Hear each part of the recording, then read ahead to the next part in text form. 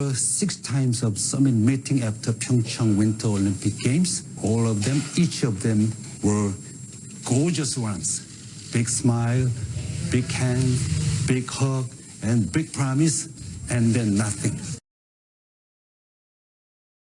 This is Mount Kumgang, or Diamond Mountain. Its serene beauty belies the political turmoil that surrounds it.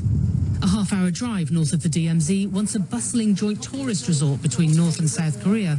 Now, according to leader Kim Jong-un, who visited recently, shabby and backward. He's pledged to tear the resort down. It's the door to North Korea.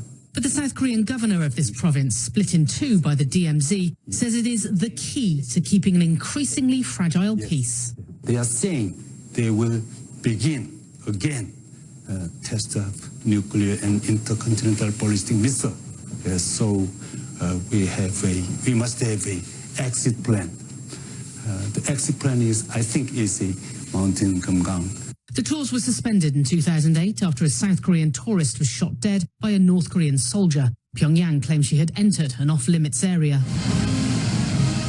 At a summit in Pyongyang last year, the leaders of North and South Korea agreed to resume the Kumgang tours and a joint industrial park in the North's Kaesong city as soon as conditions were right. Kim Jong-un announced it to his people and the world in his New Year's address, something he usually only does when he's sure it will happen. Tourism is exempt from UN Security Council sanctions imposed on North Korea, but the US believes it's too soon to reopen Kumgang. Washington has voiced concerns Pyongyang could use money from the resort to fund its nuclear and missile programs. There were 6 times of summit meeting after Pyeongchang Winter Olympic Games.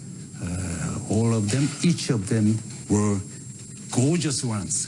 Big smile, big hand, big hug, and big promise, and then nothing. On the contrary, more sanction, more sanction. They're angry about it. So this is the peace spell? Yes, yes. Governor Chae Mun-sun travelled to Washington last month to try and convince Trump administration officials to reopen the resort. He says they listened, but did not agree. The Minister for Unification has also been lobbying the US to give the green light. It is far from Pyongyang, far from Seoul, far from Washington. It's not political. It's only tourism. So it's the key. The key that South Korean officials fear is slipping through their hands. 폴라핸콕스, CNN, near the DMZ, South Korea.